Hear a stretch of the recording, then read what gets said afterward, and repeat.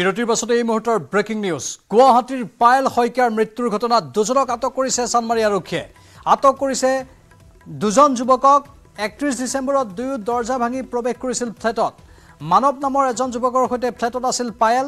আটক কৰা মানৱজ্যোতি কোচ নামৰ যুৱকজনৰ ঘৰ দিছপুৰত আনজন ৰাজ খাউণ্ডৰ ঘৰ গুৱাহাটীৰ হৰিসভাত আকৌ এবাৰ জনাইছো গুৱাহাটীৰ পায়েল শইকীয়াৰ মৃত্যুত অগ্ৰগতি লাভ কৰিছে আৰক্ষীয়ে মৃত্যুৰ ঘটনাৰ তদন্তৰ ক্ষেত্ৰত দুজনক আটক কৰা হৈছে চানমাৰী আৰক্ষীয়ে আটক কৰিছে যুৱক দুজনক 31 ডিসেম্বৰত দুয়ো দৰ্জা ভাঙি প্ৰৱেশ কৰিছিল ফ্লেটত মানৱ নামৰ এজন আৰু আন এজনো আছে মানৱজ্যোতি কোচ গুৱাহাটীৰ দিছপুৰৰ বাসিন্দা আৰু আনজন হৈছে ৰাজ খাউন তেওঁ গুৱাহাটীৰ হৰিসভাৰ বাসিন্দা যেটো পায়েল শইকীয়াৰ ঘৰ ছাত্ৰীবাৰীত কিন্তু ৰাজগড়ত বান্ধৱীৰ সৈতে ৰুম ভাড়াত লৈ আছিল আৰু কেনে ধৰণে মৃত্যু হল তাক লৈ ৰহস্যৰ সৃষ্টি হৈছিল ওচৰ চুবুৰীয়া বিশেষ একো নাজানো বুলি উল্লেখ কৰিছিল একাংশই কৈছিল যে অত্যধিক খুৰাপান কৰিছিল আন একাংশই কৈছিল যে একাংশ বন্ধুবৰ্গই মিলি হত্যা কৰিলে এনে ধৰণৰ বহুখিনি কথা উত্থাপন হৈছিল খেহতিয়াকৈ দুজনক কৰায়ত্ব কৰা হৈছে জ্যেষ্ঠ সাংবাদিক দীপাংকৰ দাস আছে ফোনলাইনত দীপাংকৰ আৰু কি তথ্য আছে নিশ্চয় প্ৰাঞ্জল আমাৰ কিছু অনুসন্ধান অব্যাহত আছিল আৰু একমাত্ৰ নিউজ 18 অসম নৰ্থ ইষ্ট আমি যি চিচিটিভি ভিজুৱেলছ দেখুৱাইছিলো আৰু তাত স্পষ্টভাৱে সেই দৃশ্য বন্দী হৈছিল যে কিদৰে এগৰাকী যুৱতীৰ বন্ধ কোঠা দুৱাৰ ভাঙি ভিতৰত প্ৰৱেশ ঘটিছিল এদল উন্মাদ যুৱকৰ দলৰ তাৰ মাজৰ ভিতৰতে আছিল সেই দুজন যুৱক যাৰ নাম আমি মুহূৰ্তত প্ৰকাশ কৰিছো যে এই মুহূৰ্তত চানমাৰী আৰক্ষী তেওঁলোকক ডিটেইন কৰিছে তেওঁলোকক সোধা পোছা চলাইছে আৰু এটা কথা নিশ্চিত আমি এটা আৰক্ষীৰ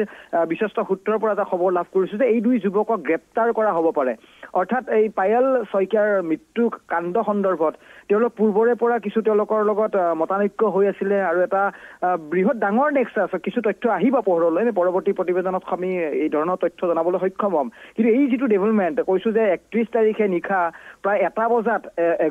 এগৰাকী যুৱতীৰ কোঠাৰ ভিতৰত দুৱাৰ ভাঙি প্ৰৱেশ কৰাৰ নিচিনা ঘটনা তাৰ পিছত এগৰাকী বন্ধ কোঠাৰ ভিতৰত যুৱতীৰ মৃতদেহ উদ্ধাৰ হোৱাৰ নিচিনা ঘটনা গতিকে এয়া ঘটনাক লৈ পায়েলৰ যিটো কল ডিটেইলছ সেয়া আৰক্ষীয়ে পৰীক্ষা নিৰীক্ষা চলাইছিলে আৰু শেহতীয়াকৈ কৈছিলো যে আমি যে দীৰ্ঘদিন সময় ধৰি সেই ফ্লেটটোৰ ভিতৰতে প্ৰায়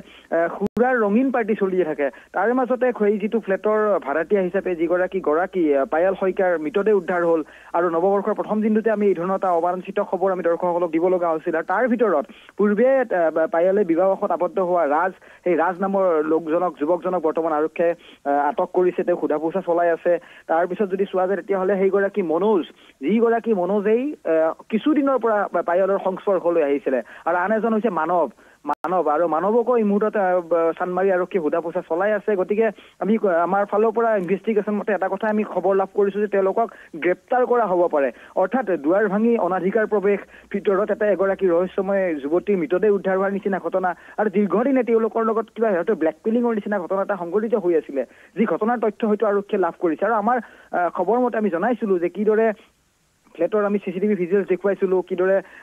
মানৱৰ সৈতে কাজিয়াত লিপ্ত হৈছিলে পায়েলে দেখিছিলো যে কিদৰে সিকিউৰিটি গাৰ্ডে গৈ খাদ্য সামগ্ৰী আনকি নিচাজাতীয় সামগ্ৰী আনকি পায়েলক যোগান ধৰিছিলে গতিকে কিছু ইনভেষ্টিগেশ্যন আৰক্ষীৰ বাকী আছে কিন্তু প্ৰাথমিক অনুসন্ধান আৰক্ষীয়ে চলাই এই দুই ছাছপেক্টেড যুৱকক বৰ্তমান আৰক্ষীয়ে আটক কৰিছে তেওঁলোকক বৰ্তমান লকআপৰ ভিতৰতে অধিক সোধা পোছা চলাই থকা হৈছে গতিকে পৰৱৰ্তী সময়ত প্ৰাঞ্জল আপডেট থাকিব আমি দৰ্শকসকলক জনাম নিশ্চয় ধন্যবাদ দীপাংকৰ